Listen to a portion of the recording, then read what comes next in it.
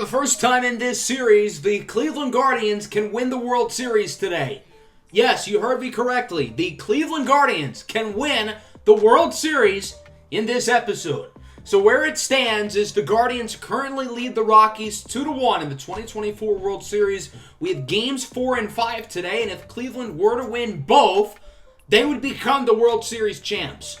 Last episode, we had games 2 and 3, which we split, winning game 2 6-9, nice, and losing game 3 6-3 in Colorado. These next two games will be at Coors Field, probably the most hitters-friendly park in baseball, so you should expect to see a lot of offense, not just because of the park elements, but also because you might see weaker pitchers on the two pitching staffs go at it today. Cleveland's in a little bit of a dilemma here because they just pitched Tristan McKenzie. Bieber and Fried don't really have the energy to start this game. So you could start Adbert Alzolay, but he has not been good in the postseason. So you could do a bullpen day. You could try to grab Fried or Bieber off of short rest. So the Guardians have a lot of options, but none of them sound all that great. So they're going to have to figure out what they want to do here in Game 4. And along with that, Cleveland needs to be strategic for planning out for the rest of the World Series. Obviously, it would be great to win in 5 games, but the Guardians do need to be prepared if this were to come back to Cleveland for Games 6 and or 7. The Guardians need to be prepared, as it looks like Alex Vesia is warming up. He'll get the start today. I'll explain a little bit more why that was the decision. The Rockies will be rocking with young left-handed pitcher Joe Rock. That's a lot of rocks in there, but the Rockies are hoping that Rock is going to be a rock star tonight and rock the Cleveland lineup socks off. I'm pretty sure I said the word rock about 8 times within about 3 sentences. I'm going to get my tongue twisted. Jesus Sanchez leading off for Cleveland, and he strikes out. Joe Rock is a lefty, keep in mind, so Cleveland has their better hitters against lefties, like Ramon Ramiro, higher in the lineup. 2 away here for Ketel Marte. He swings and misses with a high fastball. Nothing doing here in the top of the first for Cleveland. Their offense has had a hard time playing well early in games so far here in the World Series against Colorado. So Alex Vesia will be making the start for the Guardians. He's obviously only going to pitch an inning or 2. It looks like it'll be a bullpen day. But Cleveland wanted to start a lefty, so the Rockies would have their left-handed lineup playing. And once they have righties pitch for the rest of the game, the Rockies aren't really going to be as prepared, but they do start with a base hit from Tim Anderson, who hits lefties and righties very well. Anderson going for second. I don't think so. He's gunned down by the young catcher, Eliezer Alfonso. That'll bring up Chuka Chakanawara. He strikes out on the fastball. Good pitch by Vesia, who's doing his thing early. Now against Chris Bryant, the 1-2, swinging to this. A really good 10-pitch inning for Alex Vesia. Will we see him for a second inning? That's to be determined as we go into the second with a scoreless tie. Josh Bell leads the inning off here for the Guardians. 2-1 pitch from Rock, and Bell jams this one into right center. That one does look like it's going to drop for a hit. Josh Bell thinks about second. He's now going to retreat for first, and that proves to be a mistake as he is thrown out. Josh Bell wanted to be aggressive, get extra bases, and, well, it backfired all right. That'll bring up Jose Ramirez. Full count here with 2 away. J-Ram's been very inconsistent throughout the postseason, and his inconsistencies continue as he will go down looking on the fastball. Nice pitch there by Joe Rock, and through the top of the second, we still have no score. Going bottom 2, Shane Bieber is in the game. So the whole plan was that we wanted Bieber to pitch a lot today, but we didn't want the Rockies to expect it. So that's why Vesia pitched the first inning. This is like a Shane Bieber start, minus the fact that he didn't start the game. Although his night will not start off great as Sancho Andrade nearly hits a home run. It'll only be a double off the wall in right, but that one was probably a foot or 2 away from going over the fence. That could have been bad news bears for Bieber fever. Brendan Rodgers goes down on the knuckle curve. Shane Bieber pitched back in Game 1 of the World Series. He pitched very well, 6 1/3 innings, only allowing 1 run. Although his day today is not starting off as good as Game 1. Uriemi hits this one again off the wall and right. That'll score a run, Andrade, and the Rockies are on the board first here in Game 4 off the RBI double by Uriemi as it's 1-0, and we move into the top of the third. Franmil Reyes is up for Cleveland. He's also been very inconsistent at the plate, hitting 208 as it's a grounder to third. Should be a routine play. But the throw from third is offline. It deflects off of Grossman's glove, And Franmil Reyes is safe at first, so that'll be an error against the Colorado Rockies, and Cleveland has a runner aboard to start the inning. They're actually going to call the error against Grossman. That'll bring up the rookie catcher, Eliezer Alfonso, the 1-2. He goes down looking on the two-seam fastball. Good pitch by Rock, hoping that the error will not lead to some Cleveland runs. Manuel Margot will go down on the fastball. That's 5 strikeouts thrown by Rock. The Cleveland lineup having a hard time putting the bat to the ball, and they would not score anybody in the third, despite the error. Shane Bieber's starting to pitch a little bit better as he gets a 1-2-3 inning, finished off by a strikeout against Chulka Chaka Nawara. 1-0 through 3, a low-scoring game. Not a lot of offense so far. I feel like throughout the entire World Series, the offense has started slow and then has come along later in the game, other than Game 2, as Ramon Romero opens up the fourth with a hit. We know he hits lefties very, very well, continuing to prove that here. Another lefty masher, Ketel Marte, will go down looking on the fastball. Not quite mashing that time against left-handed pitching. Joe Rock is now striking out 7 batters today. Very impressive, as he will not strike out Josh Bell. Instead, he's going to plunk him. So Bell is aboard, 2 on, 1 away. A huge opportunity here for Zane Rowley, who's been arguably Cleveland's best offensive player in the World Series. And he grounds into a 6-4-3 double play. Good work by the Rockies infield, and Joe Rock has had one hell of a start, not allowing any runs through 4 innings.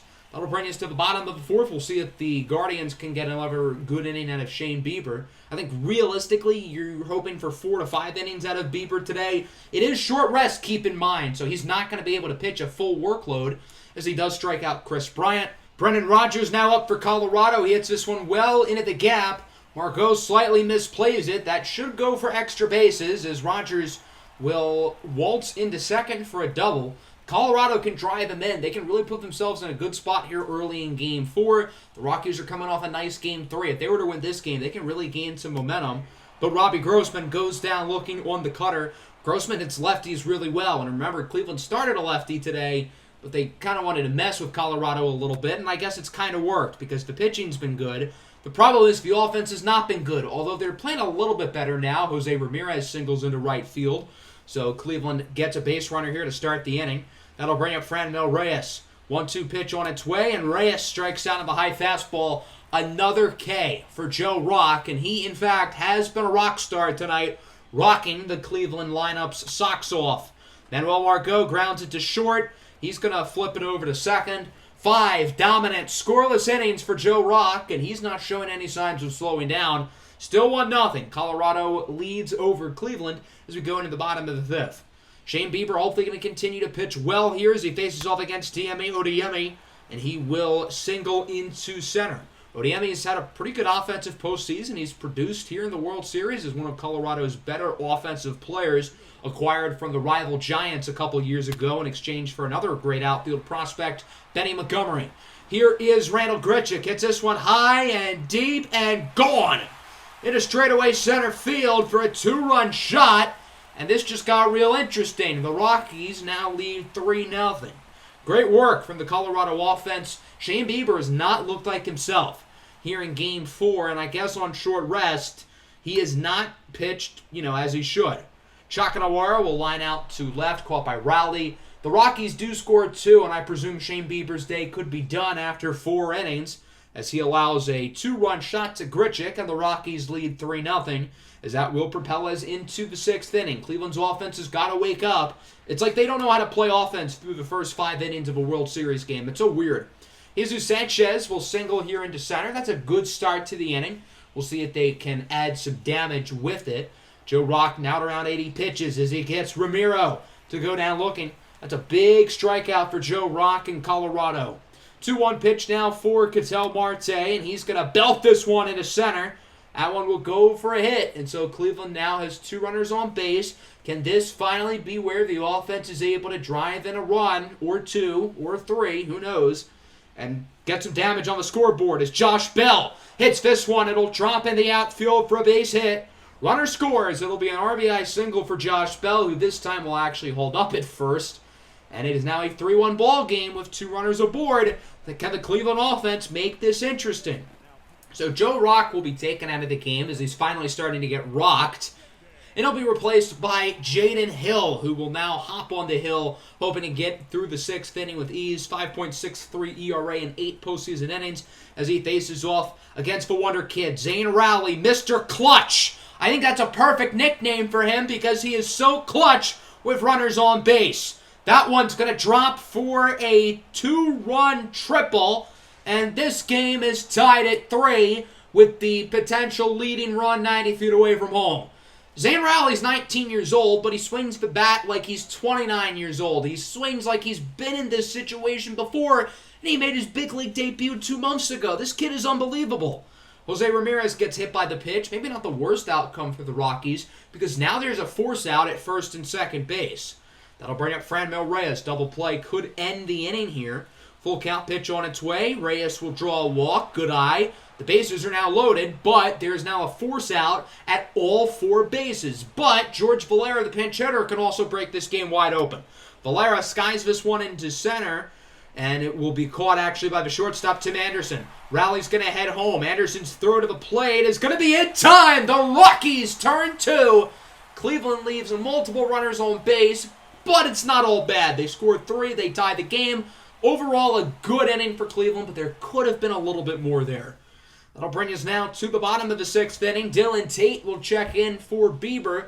The Guardians are hoping the bullpen can go the rest of the way strong here. Cleveland is one of the best bullpens in baseball, and it's time to show it here in games like this where a win really means a lot, as Sancho Andrade leads off the inning with a walk, so the Rockies get an early runner aboard. Brendan Rodgers now up, grounds it to Ramiro, over to Marte, over to Bell. 4-6-3 double play. That'll end the 6th. And with 3 innings to go, this game is tied at 3. Got ourselves a good one here in the Rocky Mountains as Jesus Sanchez goes down looking on the changeup. Good pitch by Jaden Hill, who remains in the game. The Rockies' strategy has been to acquire all of these long reliever type of pitchers who can pitch multiple innings at a time. It's a bold strategy that normally doesn't work in today's modern game, but they made it to the World Series. I can't really judge them, as Hill gets a 1-2-3 inning, finished off by a Ramon Ramiro flyout. That'll bring us to the bottom of the 7th. Game remains tied. Dylan Tate still in the ball game as he gets Robbie Grossman to go down looking on the slider. Good pitch to start the at-bat. Randall Grichuk homered in his last at-bat. This time he'll ground out to second. 2 scoreless innings for Dylan Tate. He came in, he did his job at a A-plus level. As it remains tied at 3 going into the 8th inning, which side can break away here towards the end of regulation, or could we be headed for extra innings? Ryan Nelson is now in for Colorado. He has not pitched well so far in the postseason. Cleveland hoping to keep it that way as Marte leads off the inning with a high fly ball into right center field. That baby's gone! A solo home run for Ketel Marte, his 5th of the playoffs. And the Cleveland Guardians take a 4-3 lead here in the 8th inning. The Rockies were up 3-0, and they have now blown that lead. Josh Bell goes down on the slider. Good pitch by Nelson. Bell swinging way too late. 2 away now for J-Ram. Jose Ramirez, the 3-2. And that one will go low for a walk. So Ramirez is now aboard. If the Guardians can add some more runs, man, would that be a big deal. A huge opportunity for the Franmil Reyes, and he will draw a walk. Good at bat for Reyes, and now there's 2 runners on for the young catcher, Luis Campusano. His first at bat of the game, only hitting 200 in the postseason, but now would be a big time to make a big play as Campusano gets that one to drop into center. J-Ram will score. Franmil Reyes will look to join him, and the Cleveland Guardians take a 6-3 lead off of a 2-run double by Luis Campusano. Clutch hitting by the young catcher, and the Guardians are now in control here in Game 4 as Robert Stevenson checks into the game for Colorado. He'll face off against Dansby Swanson, who substituted himself into the game earlier. 3-2, swing and miss on the slider. Another really good inning for Cleveland as they drive in 3, specifically the 2-run double by Campusano, and of course earlier the Ketel Marte solo homer. James Karinchak is now in the game here in the bottom of the 8th for the Guardians. He's allowed 4 runs in 5 postseason innings. Hasn't been all that effective in the playoffs, but he's looking to change that here against Tim Anderson, and he will go down looking on the 2-seam fastball. Good start for Karinchak. Now facing off against the second baseman, Chuka Chakanawara. Grounds it to short. Swanson makes the play. Cleveland is 1 inning away from taking a 3-1 lead here in the World Series. Can they hold on and finish off Game 4 in the 9th?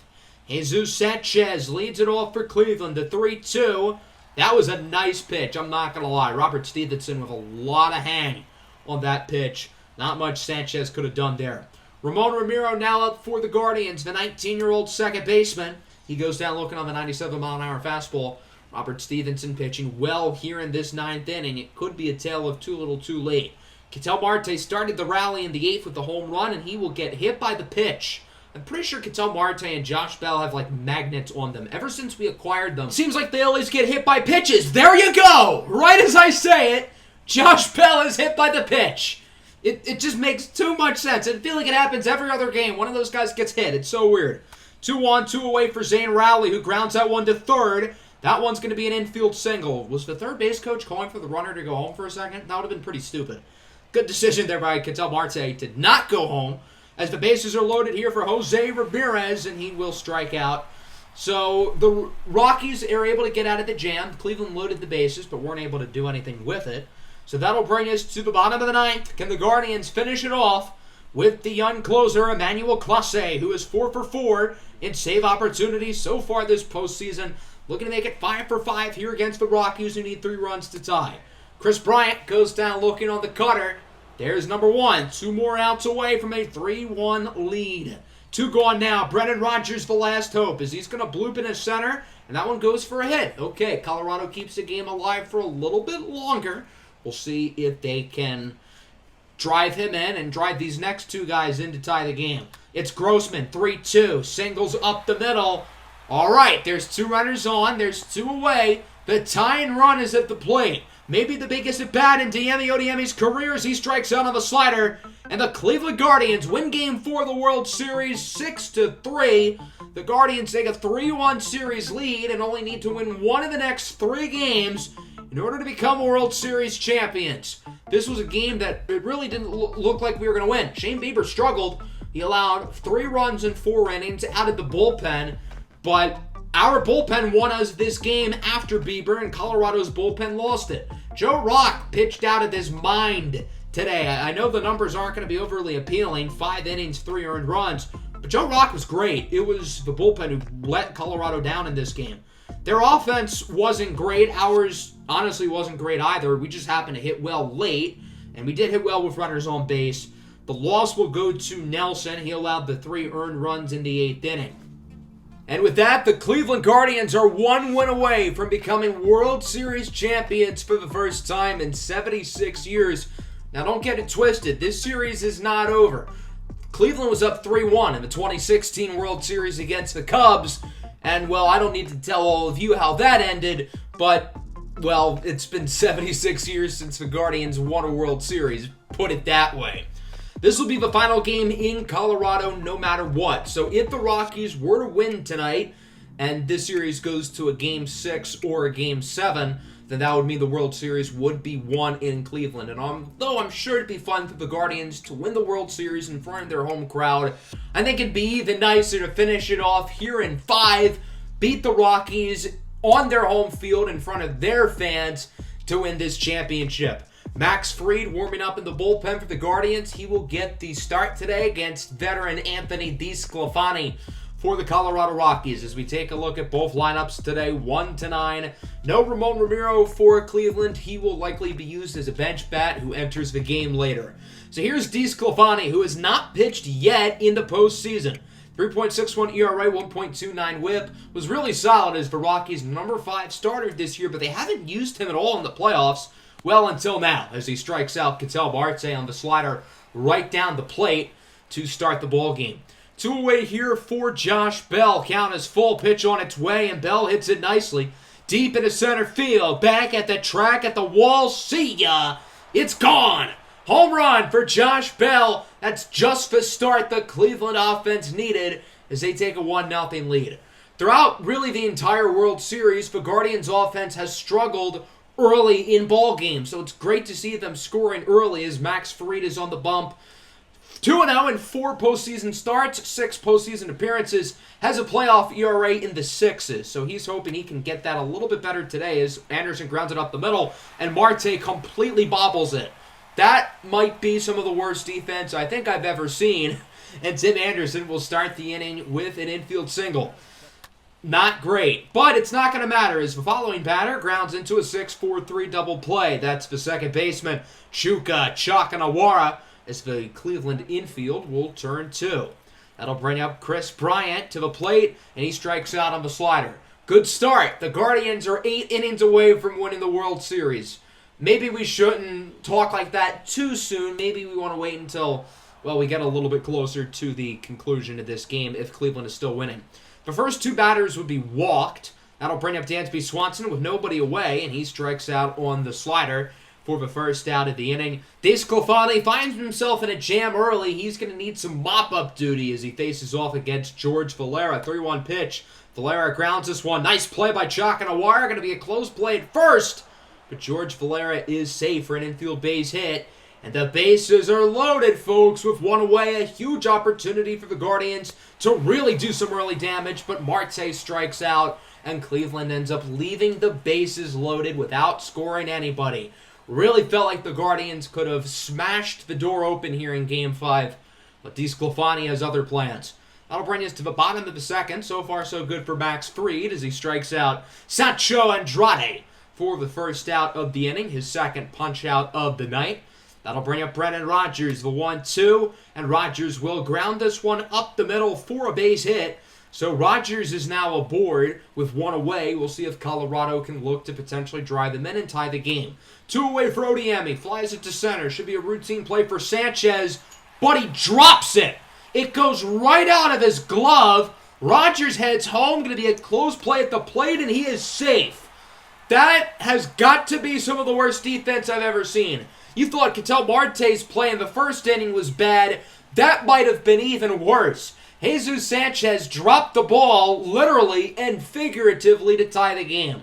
So as we look at it again, I think he originally misplayed it, and that really messed with his concentration of catching the ball, and that's going to be the direct result of the run coming in. They would not call that as an error, though. I don't know how. Luckily, no other damage would be done as Grichuk strikes out looking. Although the defense is doing their best to throw this game, we are still tied at 1 going into the third. Josh Bell is up with 1 away. He homered back in the first inning, and Bell draws a walk, hoping to possibly boost himself up to being the playoff MVP, maybe even the World Series MVP if things continue to go well, and if Zane Rowley continues to struggle. He's been pretty up and down since Game 1, and he finishes off the inning by grounding out to short. 1-1 score, DeSclafani with a much better inning. We'll see if Max Fried, or should I say the defense, rebound. Here in the bottom of the third is with 1 away. Tim Anderson is up to the plate, and he hits it nicely into center field for a base hit. The Rockies are getting base runners. It's about situational hitting with them. That's been their big strength throughout the postseason, but in the World Series, not so much. Well, they're looking to switch that narrative here as that ball is hit off the wall from Chuka Chakanawara as it ends up as a double. So the Rockies now have runners in scoring position with just 1 away. Base hit probably drives in 2 runs. That could be a really, really big deal for the Rockies. It's Chris Bryant who skies this one high and deep and to left. If it's fair, it's gone. And it's just foul by about 6 feet. A lucky break for Max Fried and the Guardians as Bryant grounds out to Swanson. Runner from third does score, so it's not a total failure of an at-bat. And Colorado takes the lead 2-1. Inning would come to a short close after that as Andrade grounds out to Marte. Through 3, Colorado leads 2-1. A run has been scored in every inning so far in this game. We'll see if that trend continues in the fourth. As with 2 away, Luis Campusano is up to the plate. Hits it well to second, but Chakanawara makes the play. After a slow start, I've got to say, Anthony DeSclafani really has gotten comfortable and is pitching a lot better right now. Into the bottom of the fourth, Brendan Rodgers skies this one high and deep and a right. Valera chasing after it, and he makes the catch. George Valera, what a play, running into the wall. He might feel that one tomorrow, but hopefully he'll also have a ring on his finger tomorrow, if all goes well. So a great defensive play by Valera, robbing the Rockies from an extra base hit. With 1 away, Robbie Grossman draws a walk. That pitch kind of looked like a strike, but Umpire says no. Not going to really matter. He's with 2 away. The Rockies are going to fly this one out. Sanchez will make the play this time. He played the ball right and isn't going to completely drop it again. Through 4, score remains 2-1. Cleveland's offense has been pretty quiet since the 2nd inning. We'll see if they can get something going here in the 5th. Marte gets plunked, so he will now be aboard. DeSclafani's pitch count is rising. It's now in the mid-80s as Jesus Sanchez rips it into center for a base hit. Cleveland has a nice opportunity to look to tie or take the lead with the heart of the order up at the plate. We'll see if they can capitalize as that starts now with the Franmil Reyes, and he strikes out. Nothing going in inning number 5. The Guardians have been scoreless since the 1st inning. I think in the first 5 innings of the 3 games in Colorado, Cleveland has scored a combined total of 1 run, which was the homer by Josh Bell at the start of this game. Forward with a liner to third. Nice play by Jose Ramirez. A lot of the attention the past couple of innings has been on DeSclafani, and rightfully so, but I feel like Max Fried is quietly pitching a really good game. His defense hasn't, helped him out. One of those runs should have never scored. But Fried's cooking as he strikes out Chakanawara to end the 5th, still 2-1 in favor of the Colorado Rockies. Let's move into the 6th inning now. Tanner Tully is in for the Rockies as they will remove DeSclafani after 5. Tully, a former member of the Guardians organization. We'll see what the Cleveland lineup can do against the bullpen and a lefty. They've got some guys who can hit lefties really well in this lineup, and that starts with the rookie Zane Rowley. 1-2 pitch. Rowley belts it up the middle for a base hit. Good start to the inning as the Guardians get a runner aboard. We'll see if they can do any damage with him and nobody out. This seems like the perfect opportunity to get the offense back rolling.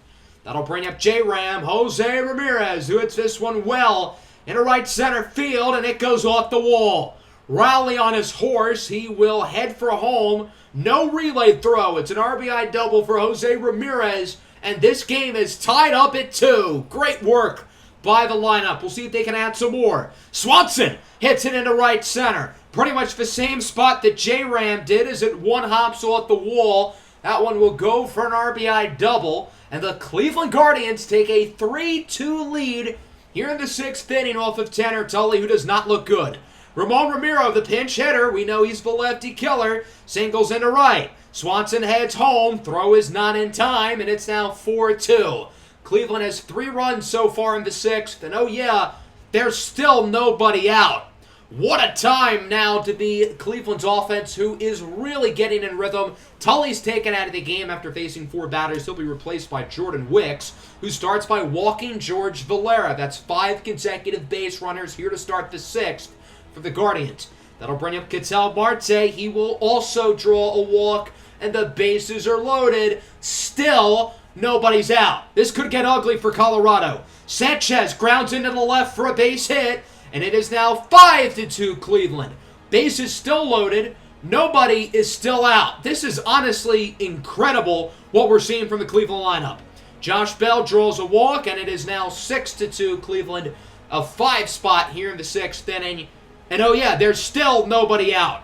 That'll bring up Franmil Reyes, who belts it nicely into right field for a hit. It's now 7-2. Bases loaded, nobody out. The entire lineup has hit this inning.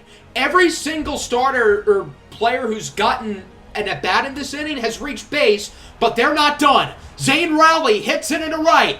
1 run scores. 2 run scores. Can Reyes make it 3? He's on his horse. A bases clearing triple for Zane Rowley, and it's now 10-2 in favor of the Guardians. What the hell is happening?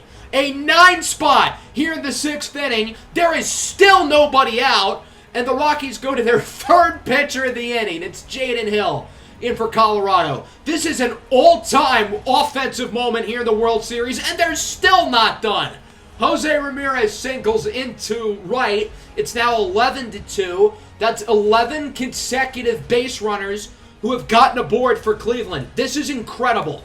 Dansby Swanson strikes out for the first out of the inning. It took 12 batters for somebody to be out here in the 6th.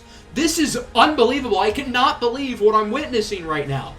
Ramon Ramiro now up for the Guardians. A spark as a pinch hitter earlier this inning, and he will fly out to second base. So maybe Cleveland's offense is starting to come back to earth, but they put up a 10 spot here in the 6th inning. I'm no betting man, but I would not bet on the Rockies to win this game because they've got a lot of damage control here to deal with in the final few innings. George Valera up, 2-2 pitch, swinging a miss, and the 6th inning is now adjourned. A historic inning for the Cleveland Guardians as they scored 10 runs with the first 11 batters reaching base. The Major League record for the most consecutive runners aboard is 19. The American League record is 13. And keep in mind, this is no ordinary game. This is the World Series. I have to assume that's some sort of World Series record.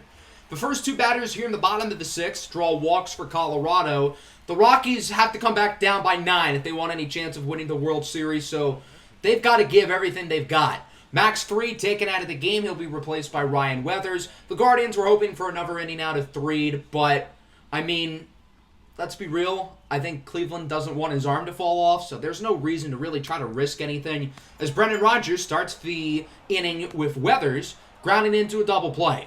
So now the Rockies are going to need a base hit to drive in that one base runner, who is now on third. It's Robbie Grossman, who will single into center field. Put your rally caps on, folks. The Rockies are only down by 8 runs. That's still a lot of work to do, but I guess considering it's for the World Series, the Rockies don't really have much of a choice. They can't really lay down and die. Odiemi hits it well into center. That one is gone. Okay, maybe Colorado's going to put up a fight. It's now 11-5 as the Rockies score 3 runs here in inning number 6. I like this approach from the Rockies. They're being aggressive offensively at the plate. They have no choice other than to try to make a comeback. If this was a regular season game, I understand that they'd lay down and die, but they have no choice. They might as well fight, and they're continuing to get base runners. Back-to-back hits for the Rockies. This one looks like it could be a double. I know Cleveland just had one of the most impressive innings in World Series history, but they've got to continue to play good defense, such as that play. Jose Ramirez throws out the runner at the plate. Good cutoff throw by Zane Rowley, and it remains 11-5. Overall, a pretty positive 6th inning. The Rockies scored 3, but Cleveland scored 10, as Jesus Sanchez opens up the 7th. With a strikeout on the changeup. Cleveland's offense certainly has reverted back down to earth, but well worth it through their 6th inning extravaganza. Colorado's continuing to hit the ball well since said 6th inning, as that one's a double off the high point of the wall for Chukachak and Awaro. You know, if Colorado can get 2 or 3 runs in this inning, you never know. Unfortunately, they're not going to get 2 or 3. Instead, they're going to get 0 as Andrade grounds out to second. Cleveland's 2 innings away. They just need 6 more outs, leading by 6 runs. Can they just not choke and win the World Series? You know, if Cleveland does choke and Colorado wins this game, I don't know how Cleveland's going to be able to react in game 6 or 7. So they've got to hold on to this lead tonight. David Bednar in for the Rockies. Clearly, Colorado is still trying. They're still putting in their really good relievers, although Bednar's playoff ERA will tell you otherwise. As Zane Rowley strikes out in what could be his final World Series at bat. Rowley hoping he's made enough of a push for World Series MVP. I certainly think so, with his 10 World Series RBIs. 3 of them in this game as Jose Ramirez puts a little icing on the cake. A homer into center field. The longest tenured player on this roster puts Cleveland ahead by 7. Jose Ramirez was a young cat on the 2016 team who lost the World Series to Chicago. He deserves this ring more than anybody. That home run went 466 feet, one of the longest of this series. And we go into the bottom of the 8th. Cleveland leading by 7. Nick Sandlin is into the game here for the Guardians, one of the few OG Cleveland Guardians who were on the roster when we started all the way back in Season 1. As Brendan Rodgers will open up the 8th with a single into right. The Rockies continuing to hit the ball well. This offense is not going to quit. They're going to go down fighting. Got to respect that with these Colorado Rockies. They are giving Cleveland everything they got. And they're not going to stop now as this one goes into the gap in right center. Run scores. It's an RBI double. And the Rockies cut the lead to 6. Oh boy, we've got ourselves a comeback. Shiver me timbers. This might get interesting. There's still nobody out, so maybe we shouldn't be totally mocking them. Odiemi grounds it to third. Good play by Jose Ramirez. And the Cleveland Guardians are 5 outs away from winning their first world title since 1948. Randall Grichuk flies this one into shallow center. Ramiro under it. And with that, Cleveland is now 4 outs away from winning the World Series. They can just taste it. It's so close. Harry Ford up, swinging a miss. 3 outs away from the World Series. Can Cleveland finish it off here in the 9th inning, leading by 6? 12-6 is your score. Ryan Nelson is now on the mound for the Rockies, and this postseason, particularly this World Series, where he's mostly pitched, has been a disaster as he starts off with a walk of Ramon Romero, the 19-year-old on base. Ramon Romero is not going to be able to have fun in the Champagne, unfortunately, again, if Cleveland were to win. Eliezer Alfonso, one of the other rookies, singles into left. Alfonso's 24 years old, so he'll be able to enjoy the drinks. Margot lines it to second. Colorado's going to be able to turn 2. Ramon Romero does advance to third. We'll see if Cleveland can drive them in and add some insurance runs. Not that they're probably going to need it. Jesus Sanchez is up at the plate, and he hits this one well into opposite field. That one will hit off the wall. Run scores. It's now 13-6. Jesus Sanchez slides into second for a double. I think he's more than made up for his horrible error back in the second inning. So the Guardians lead by 7. Colorado is going to make an unnecessary pitching change. It's Justice Sheffield, who also has a double-digit ERA. He is in for the Rockies, facing off against Josh Bell. 3-2 pitch, 2 away, and Bell will ground this one to short. Anderson will make the play, and we will move in at the bottom of the 9th. Can the Cleveland Guardians hold a 7-run lead and win their first World Series since the Truman administration? We'll see if they can pull it off. They just need 3 more outs, and it'll be Camilo Doval in to finish the game, not Emmanuel Clase. Doval will start with Tim Anderson. Swinging a miss on the slider. There's 1.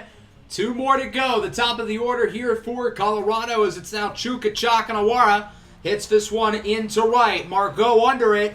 That's out number 2. There's just 1 more out. And fittingly, it's going to be third baseman Chris Bryant. I don't know if there's any last batter who's more fitting than Bryant, because he was the best player on the 2016 Cubs team, who of course shocked the world and beat Cleveland in the World Series. And now 8 years later, Cleveland is finally looking to get revenge and get closure on that ultimate World Series choke. Bryant looks at the slider. He's now down to his final strike. The 1-2 pitch. Swing and a miss! There it is! The Cleveland Guardians have won the World Series for the first time in 76 years as the players storm the field and the team will triumph. What a team, what a ride, what an unexpected run from the Cleveland Guardians. And this championship just feels so different than some of the other ones in recent memory on this channel, because with some of the other recent championships, they felt kind of expected, and it was almost a sigh of relief that some of those really good teams finally won a championship. But with this team, it was different. This team was not supposed to be here. They were the second wild card in the American League. They were fighting for a playoff spot until the final week of the season. They were not supposed to beat Toronto in the wild card game, as there's Zane Rowley, in my opinion, the World Series MVP, just 19 years old. We were not supposed to beat the Yankees, who won 103 games and were the best team in baseball. We were not supposed to beat the White Sox, who finished 10 games above us in the regular season. And we were not supposed to beat Colorado here in the World Series, but wouldn't you know it, this was a team of destiny. The Cleveland Guardians, the 2024 World Series champions, and Cleveland baseball finally has a championship for the first time since 1948. And to put that into perspective, the Cold War had just started then. Yeah, it's been a while since Cleveland won a championship. 13 runs, 14 hits, most of which came in the 6th inning. A legendary inning that will forever go down in infamy in this series and Octagonal Gaming Channel history, as we scored 10 runs with the first 11 batters reaching base. Other than that inning, the offense wasn't very good, but it doesn't really matter because we scored 10 in an inning. Overall, what a game, what a season, what a series it has been so far. We're not done yet. I'll explain the plan for the series after we see the World Series MVP and whatnot, the playoff MVP as well. But there you go. The Cleveland Guardians are World Series champions here in Season 3 of the series. It happened a little earlier than expected, especially considering, again, for most of the season, this team really wasn't that good. But in baseball, any team can win the World Series. All you got to do is get hot, and we got hot. We only lost 4 playoff games the entire season. We never had an elimination game where our backs are against the wall. We obviously won the 1 wild card game, so I guess that was an elimination game. But other than the wild card game, we had no other elimination games. Eliezer Alfonso, the backup catcher, has won the World Series MVP. I don't think he really deserves it, but I do think it's kind of cool that, like, the least expected player on the roster wins the World Series MVP for, like, the least expected team. I think it should have gone to Zane Rowley. He hit the ball really well. He drove in 10 runs. I know RBIs aren't the best stat, but he hit the ball so well with runners on base. Eliezer Alfonso averaged, I think, less than 2 at-bats per game. He went 5 for 9 in the World Series, and yeah, he hit the ball well. He drove in some runs. He threw out a defender in Game 4. That doesn't really mean he deserved it, though, although he did play well, but I think it should have gone to Zane Rowley. But it is still cool that the least expected player on the least expected team wins the World Series MVP. If you had told me Eliezer Alfonso was going to win the World Series MVP at any point this season, I would have said you're crazy. Josh Bell ends up winning the playoff MVP, very well deserved as he takes it home over Jesus Sanchez and others. So let's talk about the future of the series because it's not over. Obviously, I was not expecting to win a World Series this year, let me tell you, but we did.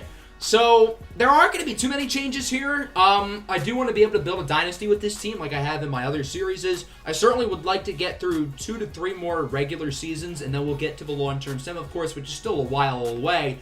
I think what I'm going to do is I'm going to make the regular seasons a little bit faster paced now that we've won our championship. So maybe like 1 month per episode. So what? The regular season would be about 6 episodes. And then we would go through our playoff runs, assuming we make the playoffs the next few years. And we'll obviously have our off seasons as well.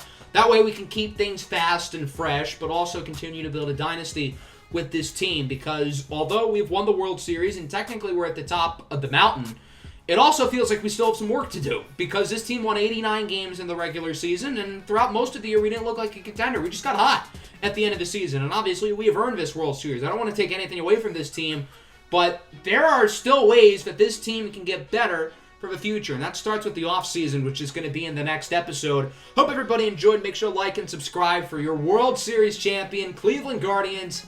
Peace out.